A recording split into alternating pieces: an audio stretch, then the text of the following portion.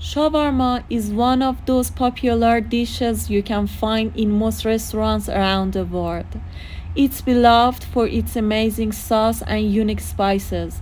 I've made it into a finger food version here.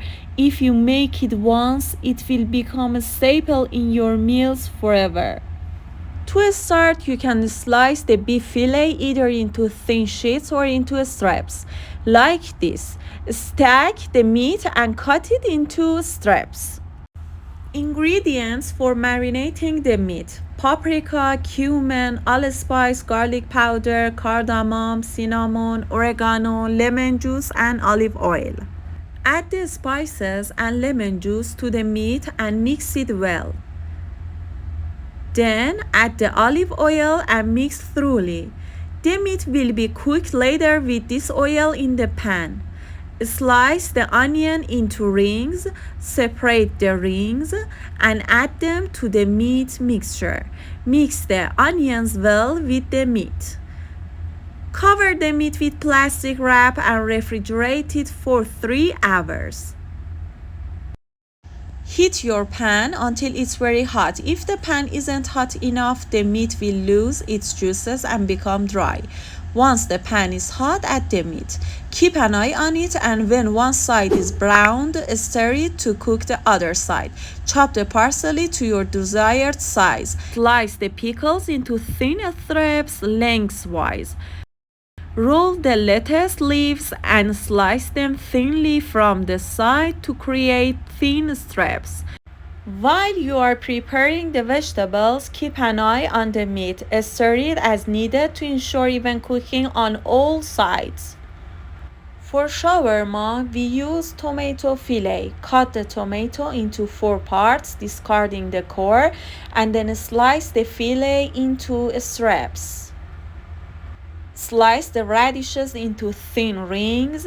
Set aside 1/3 cup of sliced olives.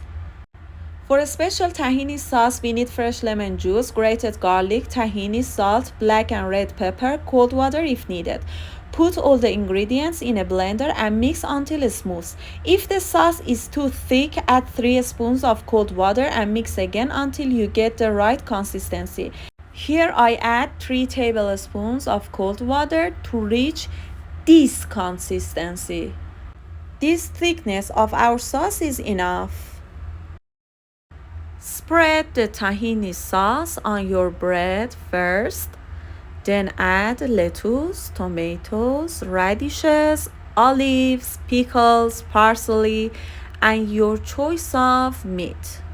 Then roll up the bread. I made 2 more sandwiches for you. Now grill each side of the bread in a pan or sandwich maker for 1 and 2 minutes. Here our delicious Lebanese shawarma is ready. I hope you make it and enjoy it with your loved ones.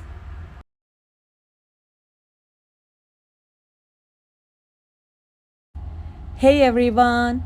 Today we are making a super tasty restaurant-style garlic bread with Italian dough and a special Italian flavor.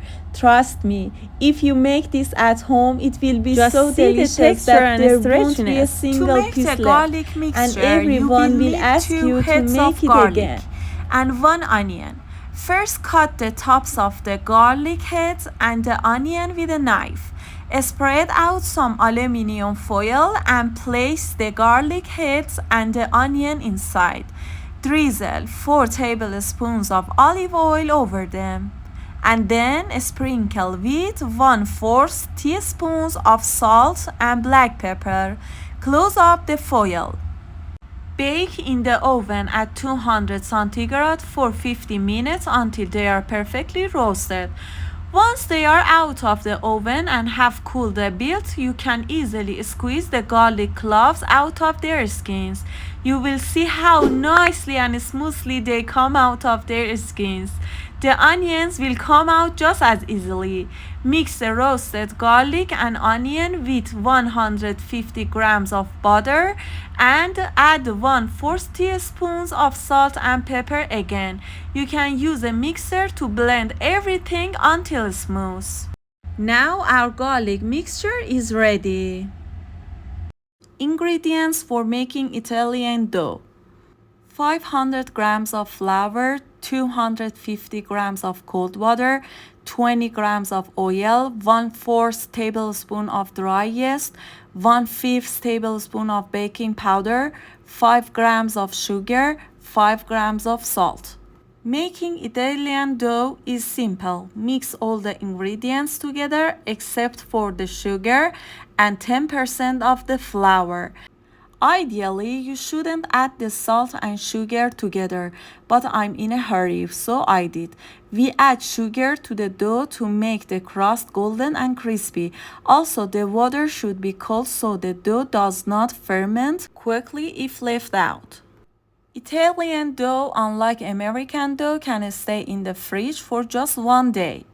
For 500 grams of flour, you will get 750 grams of dough, which makes 3 30-centimeter pizzas. When adding flour, make sure to shift it first. Adding too much flour will make the dough tough. Add flour gradually until the dough comes together. I added the flour in stages, and when I used 90% of it, the dough came together.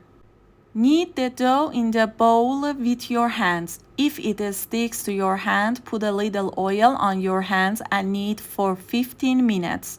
If the dough sticks to your hands, it means it hasn't reached the right consistency yet.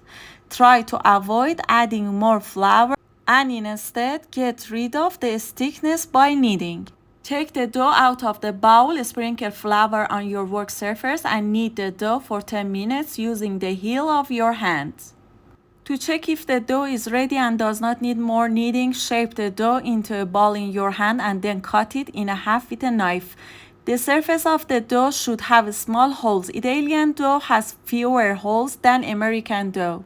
Grease your bowl, put the dough in it, cover it with plastic wrap, and then place a towel over the wrap.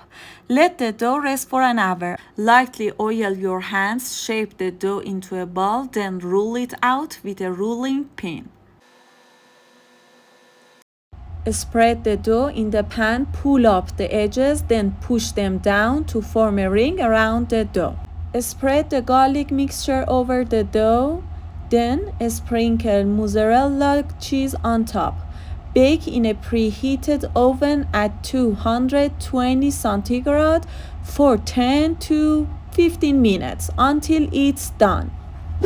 Your Italian garlic bread is ready. I hope you make it and enjoy it with your loved ones.